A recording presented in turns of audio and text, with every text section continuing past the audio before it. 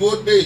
ẹni tó dá ìdóde ń gbà mí. ẹlòmíì ó kàn wá ní ó sì gba yìí rẹ̀. ẹlòmíì ò wọ́ báyìí yóò sì gba yìí rẹ̀. ìyẹn ò ní kó bínú. ìyẹn ò ní kó bínú. ọlọ́run dá yìí tiẹ̀ náà dóde ọ̀ ń domi. ọlọ́run dá yìí tiẹ̀ náà dóde ọ̀ ń bò mí. ó ní adúpẹ́ ní ọ̀dọ̀ ọlọ́run. àti adúpẹ́ lọ́dọ̀ ọlọ́run. bí a ti palẹ̀ mọ́. bẹ́ẹ̀ a ti palẹ̀ mọ́. àwọn kan tá a wá rí dùn mọ́ wa nú. àwọn kan tí bàbá rí ó dùn mọ́ wa nú láyé púpọ̀. mo kí bàbá wa àgbà. wọ́n gbà. Àjánẹ́sí àgbà. Àjánẹ́sí àgbà fún gbogbo Ìjẹ̀bú land. Ishaq. Àṣẹ Ishaq. Ayilara. Àṣẹ ti tòun mọ̀ sọ àbí ti ilẹ̀ yìí. Àṣẹ Ishaq Ayilara. Mo kí bàbá. Akí bàbá. Ẹ kú àgbàlagbà rẹ̀. Allah. Bí a ti jòkó tì í àṣírí ìnira. Allahu akbaru. Bẹ́ẹ̀ bá jòkó ti ẹlòmíì gbogbo àwọn tó ti bàjẹ́ ó sì máa hàn lára rẹ̀. Yóò máa àfẹ́ tí àwa tá a ṣẹ̀ṣẹ̀ bẹ̀rẹ̀ ayé pé a máa ṣèyàn jòkó. Allahu akbar. A kì í bàbá. Ọlọ́run jẹ́ ẹsẹ̀ pẹ́. Ọlọ́run jẹ́ ẹsẹ̀ pẹ́ o. Ibi tẹ́ ti ẹ̀ bá dé ìkọjá pé kẹsàn án máa dúpẹ́ ni. Kẹ́ máa dúpẹ́ ló kù báyìí. Kí lẹ rí pé fọlọ́ntì ṣe ń kù báyìí. Alhamdulillah. Àwọn ayé àyín náà inú bàbá sì ń dùn. Bàbá ń dùn ní. Ó kì í púpọ̀. Bàbá kì í yín o. Ó kí àwọn bàbá tí wọ́n wá pẹ̀lú wọn náà. Wọ́n tẹ̀lé wọn tán wá pẹ̀lú wọn. Bàbá wọn ọlá kéwú. Ọlá kéwú. Ọlọ́mọṣàjárí yín pẹ́ sá. Ọlọ́njárí yín pẹ́ o. Ọlá Nábì wa Muhammad. Sallallahu alayhi wa sallam. Ẹ kú àdúró ti ara wa. Wálé kú àdúró tì. Bẹ́ẹ̀ bá dúró ti àfà. Bẹ́ẹ̀ bá dúró ti àfẹ́ gbẹ́. Ó dúró ta rẹ̀ ní. Ó dúró ta rẹ̀ ní o. Ọlọ́run ní jẹ́ ó bàjẹ́. Ọlọ́run ní jẹ́ ó bàjẹ́ fún mi. Bàbá ìjókòó torí àná Muhammad. Bàbá ní ẹ jókòó dáadáa. Mo kí àlùfáà wa Sheikh Adam. Àlùfáà wa olùkọ́ àwọn àgbàlagbà. Olúwa gbogbo àtàwọn máa ń jẹ́ ọkọ ni ẹnu wa ti máa ń mú jù. Akramakumul karim. Bí àlùfáà yìí ṣe ń sọ̀rọ̀ ń gbà àwọn ẹ̀ṣẹ̀ wa mú lẹ́nu tó pọ̀ báyìí. Masha Allah. Àjẹ́ pé Ádámù ní ń jẹ́ ni àwọn àlùfáà wa ń jẹ́. Àwọn àlùfáà wa ń jẹ́ ní. Nínú ọ̀rọ̀ tí wọ́n sọ tí wọ́n fẹ́ sọ́dá lẹ́ẹ̀kan. Tí wọ́n fẹ́ sọ́dá. Ẹnu ni yóò gbé wọn gbà bẹ́ẹ̀. Ẹnu ló gbé wọn gbà bẹ́ẹ̀. Wọ́n lè bá lọ́dún mẹ́rin ní Márkàsì yóò dé ní mímọ̀ ni. Yóò dún ní mímọ̀. Ẹnu àwọn àlùfáà wa ló mistake ni. Mistake ni. Wọ́n yìí kọ́ wa ń jálà bí Márkàsì. Wọ́n kọ́ wa ń jálà bí Márkàsì. Mímọ̀ ni wọ́n máa kọ́ wa bẹ́ẹ̀. Mímọ̀ ni wọ́n máa kọ́ wa ní Márkàsì. Ọlọ́run kí ó jẹ́ kẹ́yìn náà ṣe pẹ́. Ọlọ́run jẹ́ iná ṣe pẹ́. Ọlá Ànábì wa Muhammad. Ọlá Ànábì wa Muhammad. Ọlọ́run ní ba mímọ̀ náà jẹ́. Ọlọ́run ní ba mímọ̀ náà jẹ́. Mo kí yín púpọ̀. Bàbá kí yín o. Mo kí bàbá wa tí wọ́n wà lẹ́gbẹ̀ẹ́ wọn náà. Bàbá wa tán wà lẹ́gbẹ̀ẹ́ wọn. Ọlọ́run jẹ́ àrí wọn pẹ́. Ọlọ́run jẹ́ àrí wọn pẹ́. Ẹ bọ̀ wá kí àfáà ní bí ó bá ṣe pé kíkí náà ni àwọn bá kí àwọn èèyàn ń jòkó. Àwọn bá kí àwọn èèyàn ń jòkó. Àbá yẹn lo mímọ̀ tó pọ̀ o. Wọ́n lo mímọ̀. Ó lẹ́nu àti ìwú yìí náà kọ́ tó lè. Kọ́ tó lọ kàn. Èsì tí àánú kíláàsì náà. Ó jìnnà. Mo kí bàbá wa púpọ̀. Mo kí bàbá púpọ̀. Mo kí bàbá wa tí wọ́n fáìn dáadáa yìí. Al-Arabi. Sheikh Abdul Latif. Sheikh Abdul Latif. Aláwìyé. Aláwìyé. Nínú àwọn tí wọ́n jẹ gbádùn jòkó yìí ni Sheikh Adamu jẹ́ kan bẹ́ẹ̀. Ni Sheikh Adamu jẹ́ kan bẹ́ẹ̀. Bàbá wa Abdul Latif náà jẹ́ kan bẹ́ẹ̀. Bàbá wa Abdul Latif náà jẹ́ kan bẹ́ẹ̀. Ẹ wo ti tú Quran. Ẹ wo ma ti tú Quran. Allahu Akbar. Bàtà àná sì mọ̀ tú àrífà gbádùn mọ̀. Ìgbà tí bàbá náà ọ̀rọ̀ ni wọ́n fi sọ. Ọ̀rọ̀ wọn fi sọ. Ọlọ́run ní yóò bàjẹ́ o. Àmín. Ọmọ tí a ti wá mú lẹ́yìn náà ó ṣe yé mọ́. Ó sọ mọ́ náà. Mo kí àwọn àlùfáà wa tí wọ́n jẹ́ sábàbí tá a fi dá àyè yìí. Bàbá wa tó ń jẹ́ sábàbí. Bàbá wa Kóbí Owú. Bàbá wa Kóbí Owú. Aláníyàn rè. Aláníyàn dáadáa. Ẹlẹ́mìí rè. Ẹlẹ́mìí rè. Onítẹríba. Onítẹríba. Aláníyàn dáadáa. Gbogbo tí ẹ gbé dáadáa sí wọn lọ́wọ́ yóò hù dáadáa. Ọlọ́run yóò hù. Ọlá àti tóbi lọ́dọ̀ Ọlọ́run. Mo kí bàbá ìmáàmù tí wọ́n ṣẹ̀ dé láìpẹ́ yìí. Ìyá bàbá tó ṣẹ̀ dé ìmáàmù. Bàbá wa ìmáàmù. Ìjàdà. Ìjàdà. Ìmáàmù Ìjàdà. Muhammadu Hamid. Muhammadu Hamid. Ọlọ́run járe yín pẹ́ o. Ọlọ́run járe yín pẹ́. Tọ́ bàbá náà wọ́n ń gbé ìjà òsì. Àwọn ń gbé jàdà. Àwọn ń gbé jàdà. Tọ́ èdè Ìjẹ̀bú sọ̀rọ̀ sọ púpọ̀. Ó sọ̀rọ̀ sọ. Ọlọ́run járe yín pẹ́. Ọlọ́run járe yín pẹ́. Mo kí àfa wa Rahid. Rahid. Àfa àgbẹ̀ ti ṣe gbogbo kéwú gbogbo wáàsí làfa ti ṣe parí. Ẹ̀mí àwọn àlùfáà yẹn wá dá púpọ̀. Wọ́n ń ṣiṣẹ́ yẹn torí tọ́lọ́run. Torí tọ́lọ́run ni. Sọdá kun máa ń fún àfa 5,000 mo gbádùn wọn púpọ̀. Bàbá ń gbádùn yín púpọ̀. Ọlọ́run kó ṣàlékún dáadáa yín. Owó 5,000 Ọlá Ànábì wa Muhammad. Ọlẹ́mi ò níwàásí tí mo fẹ́ ṣe mọ́. Bàbá láwọn oníwàásí táwọn fẹ́ ṣe mọ́. Tínú mi bá ti dùn. Tínú bàbá bá ti dùn. Tọ́ ẹ ṣeun bàbá tínú mi bá ti dùn. tábà ti bá dùn ní pàdé báyìí. tàti àwọn akẹgbẹ́. tàti ráwọn akẹgbẹ́. tábà ti sọ̀rọ̀ tó dáa. àwa kì í tún dà. àwa kì í dààmú mọ́. ó kí bàbá wọn kúlù. bàbá wa kúlù. kúlù Mufasir. bí wọ́n bá ń sọ̀rọ̀ báyìí bí wàá pé yẹn ńlá oyin ni. nígbà tí yẹn ńlá oyin ni. Ọlọ́run ní jẹ́ ó bàjẹ́. Ọlọ́run ní jẹ́ ó bàjẹ́. Ọlọ́run àti tóbi lọ́dọ̀ Ọlọ́run. mo kí bàbá wa gbà. bàbá wa gbà. tí àfàwà Sheikh Ibrahim sọ pé bàbá kan ju ìjókòó yìí. wọ́n ní bàbá kan ju ìjókòó yìí lọ. àmọ́ torí ìfẹ́. bàbá wa dókítọ̀. bàbá dáadáa. bàbá wa dókítọ̀ Salis. adẹ̀bá bàbá látàárọ̀ ara wọn balẹ̀. ara bàbá balẹ̀. wọ́n dúró torí Ọlọ́run. Ọlọ́run ní bàǹkà yín jẹ́ bàbá. Ọlọ́run ní bàǹkà yín jẹ́ o. Ọlá ti tóbi lọ́dọ̀ Ọlọ́run. Ọlá ti tóbi lọ́dọ̀ Ọlọ́run. Gbogbo yìí tá a ṣe yẹn náà wọ́n hàn síwèé àlìjẹ́nnà àwọn bọ́lọ̀ ti gbà á. Bọ́lọ̀ ti gbà á. Àwọn ọmọ ilé iná lọ́lọ́wọ́ gbà. Àwọn ọmọ ilé iná lọ́lọ́wọ́ gbà àti omi sọ adé ní rẹ̀. Àwọn dókítà ọlọ́jàrí pẹ́ o. Ọlọ́jàrí pẹ́ o. Ọlá ti tóbi lọ́dọ̀ Ọlọ́run. Ọlá ti tóbi lọ́dọ̀ Ọlọ́run. Mo kí àwọn jẹ̀mọ́ ẹ̀wọ̀ àwọn ìyá wa dáadáa. Gbogbo àwọn ìyá wa dáadáa ìyá gbẹlagbà. Ọlọ́run ní bá dáadáa yín jẹ́. Ọlọ́run ní bá dáadáa yín jẹ́. Ọlá ti tóbi lọ́dọ̀ Ọlọ́run. Gbogbo àwọn bàbá tá a ṣẹ́kù náà. Bàbá tá a ṣẹ́kù. Ọlọ́run bá dúró tì wọ́n. Ọlọ́run bá dúró tì wọ́n. Ọlá ti tóbi lọ́dọ̀ Ọlọ́run. Ní ká sọ̀tẹ́n.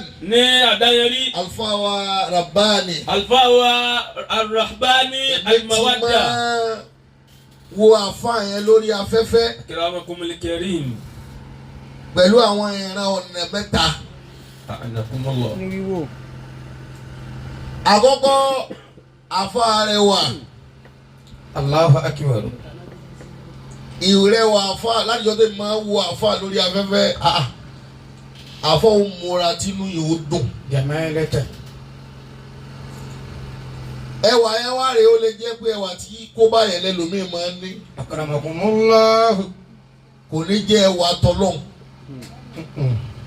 Bẹ́ẹ̀ mi ti máa wo àfáà lórí afẹ́fẹ́ Ọlọ́run tó wá ní bá fa pàdé ní èmi. Allahu akbar. Àfáà yáyì ní ẹwà pọ̀ mọ́ ìmúra. Béèyàn ò bá yáyì tí máa múra ìmúra yóò tún gbé sí. Ọmọ tó ti yáyì tẹ́lẹ̀ tó tún wá múra yóò wá ṣeré. Akramakumullah. Àfáà tún wá ní mímọ̀. Allahu akbar. Ní mímọ̀ tí ó yanjú. Alhamdulillah. Ní mímọ̀ tẹ́ ẹ mọ̀ pé eléyìí ó dà pé ẹ̀bùn Ọlọ́run ni. La ilaha illallah. Torí lómi ní mímọ̀ òjò tí máa ń pè ní mímọ̀ ò ní dá lóhùn. La ilaha illallah. Òbí àfáà ti ń pè tí ń dá lóhùn. Allahu akbar. Ó di méjì. Àbá yìí tún wá rí èèyàn bí. La ilaha illallah. Olùmọ̀sọ́ lọ́dọ̀ àbáwọlá omi ń jò ní pé ọmọ ọkọ lẹ́yìn. Ọmọ tí wọ́n bí ire tó tún rẹ̀ bí. So mélòó ni fáàrí tí àwọn àlùfáà wa yín ṣe pé wọ́n fi bàbá wọn ṣe bí wọ́n ti rí ní júwe bí bàbá wọn ti tó. Allah. Ó kí àwọn àlùfáà wa Rabbani púpọ̀ al-mawadda àbí innal mawaddata. Innal mawaddata. Insohati. Gadati nasaba. Gadati nasaba. Bainal mawaddati. Bainal akaribi. Bainal akabiri. Tuginihim anirahimi. Anirahimi.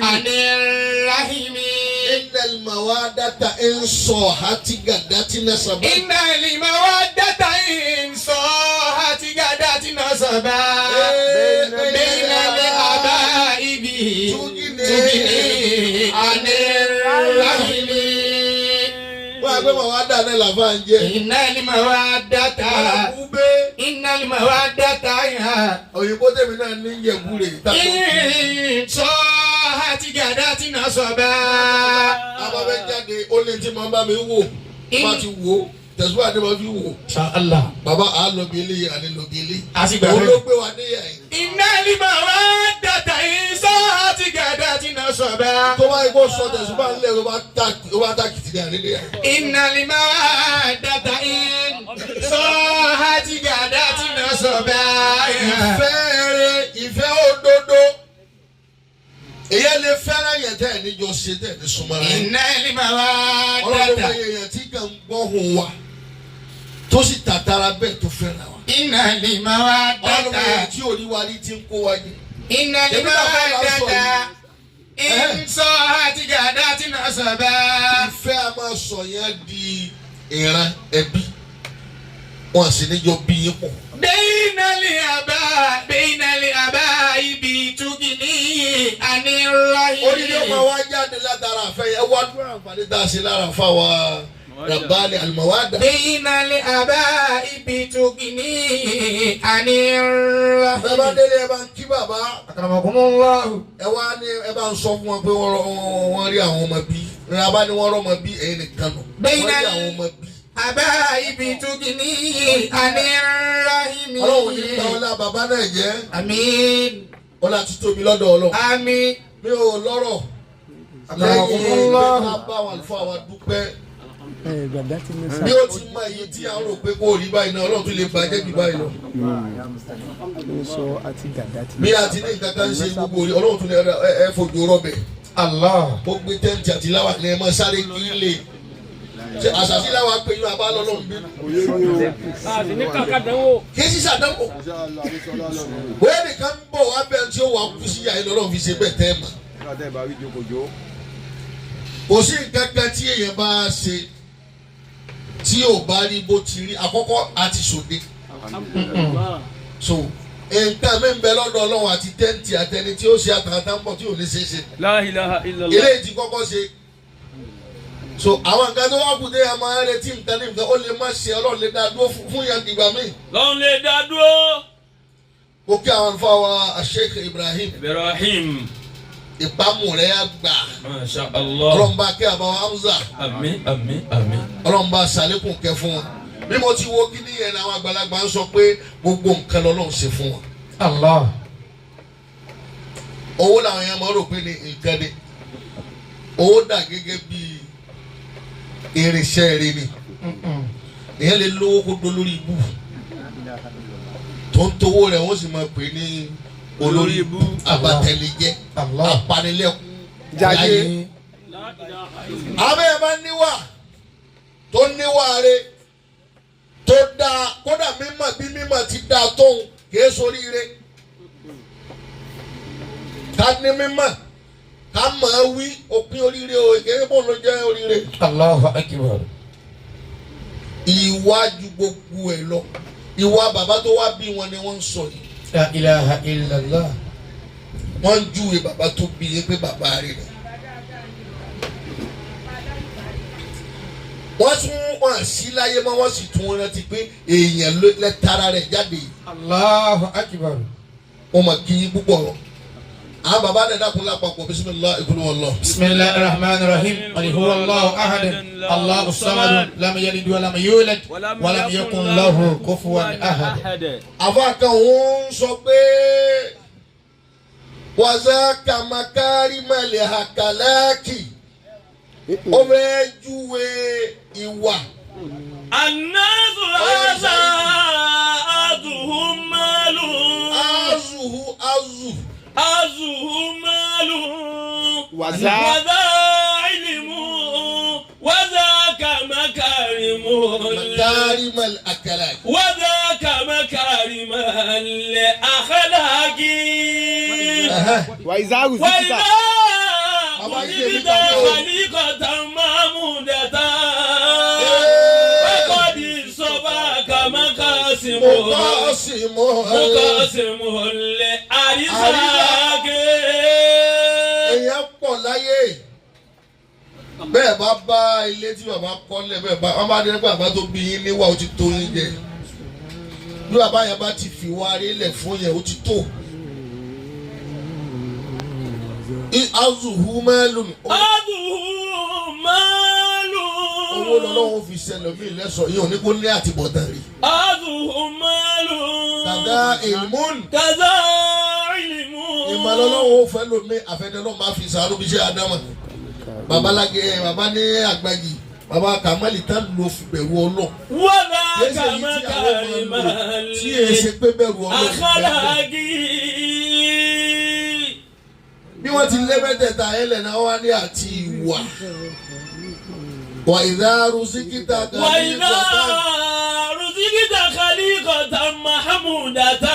ẹni ọlọ́run bá fún níwà tó ṣàánú ẹ̀ tó rọ̀jò wà sọ́dọ̀ rẹ̀. fọkọ̀dì sọ́ba kàmúkọ́símọ̀lẹ̀ àrísàkì. ìpínlẹ̀ ọlọ́run ti pín sọ́dọ̀ wọn bàbá tó bí yín ti ṣe dáadáa lẹ̀ fún yín. èyí sì kọ́ mọ̀ ń kéwù kó rántí pé yóò dùn lẹ́ẹ̀kan náà yóò mọ̀ dùn díẹ̀díẹ̀ ni o.